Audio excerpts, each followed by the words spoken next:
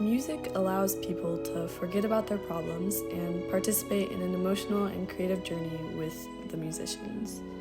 Every orchestra or group of musicians gives people an escape from their normal life. Within every state and city, there are countless bands, choirs, orchestras, and other groups that play beautiful music to uplift and enthrall their own small corner of the world. In Minnesota, the Bloomington Symphony Orchestra is doing just that. This organization is a volunteer orchestra led by Manny Laureano, Michael Sutton, and Sarah Tan. Manny is the music director and conductor with musical experience at Juilliard and the Minnesota Orchestra. He's in charge of choosing repertoire for the musicians. With each rehearsal, he trains the orchestra to execute the piece at the highest quality of playing.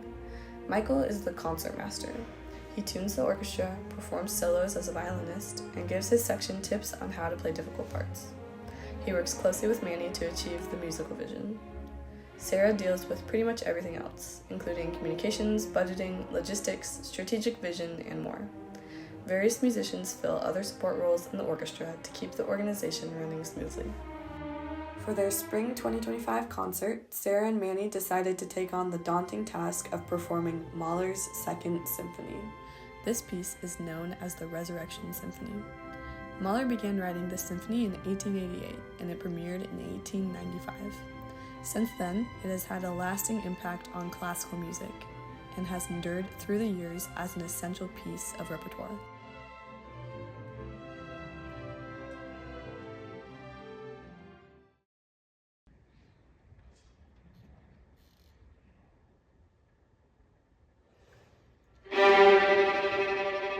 We begin with the first movement. One interpretation of this movement involves context from two of Mahler's previous works, Symphony No. 1, Titan, and a song he wrote called Totenfeier, meaning funeral rites. Based on these two pieces, one can interpret the first movement of Symphony No. 2 as a sort of funeral for the hero, or Titan, who was created and killed within the story of Mahler's first symphony.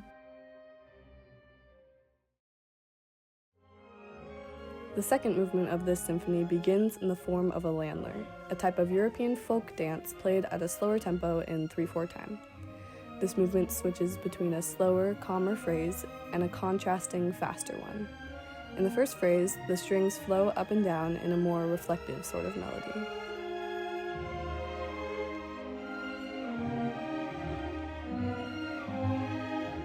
Then, the lower sounds come in to kick off the second phrase, with the strings moving in restless triplets.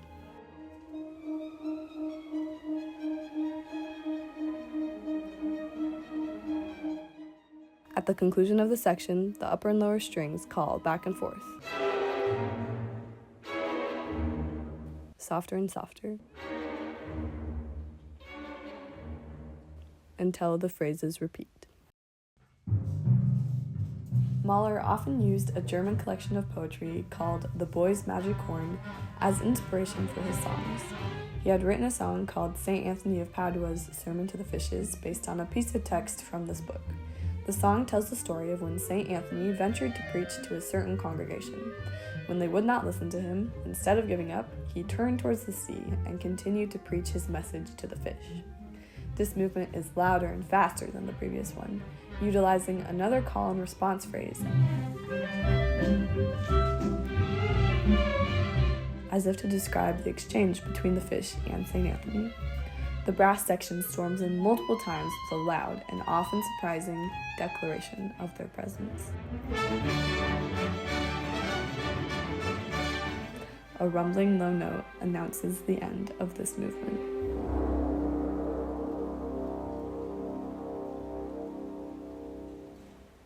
Movement 4 derives inspiration from the same text as Movement 3, but with a starkly different feeling. The movement is based on a song in German, which can be translated to Primordial Light. This is the first place in the symphony that employs the talents of a soloist, who sings the lyrics of the song in German. The lyrics describe a person who is walking along a path and lamenting their sorrows when they are suddenly visited by an angel. These are some of the lyrics in English. I would rather be in heaven. I am from God, and to God I will return. Dear God will give me a light, will light my way to eternal blessed life. The sound of this short movement embodies both the sorrow felt by the unknown traveler and the heavenly feeling of the visiting angel. The inspiration for the fifth movement struck Mahler as he reflected on life and death at the funeral of the composer Hans von Bülow. The moment came as he listened to the choir sing Resurrection by Friedrich Klopstock. He added verses to Klopstock's work and composed the music to accompany it, resulting in the transcendent finale of the fifth movement. This movement tells the story of the Resurrection Day, with the music illustrating the scene of bodies rising from the dead at the sound of the final trumpet.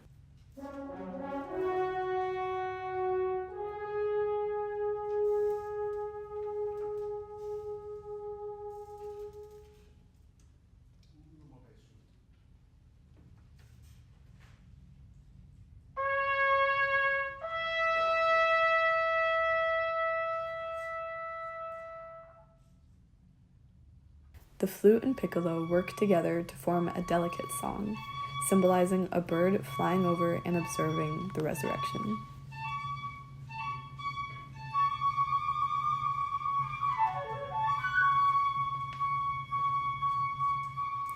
The chorus comes in near the end with powerful dynamics, their lyrics describing how the pain of life is not endured in vain, as there must come a glorious resurrection to triumph over death.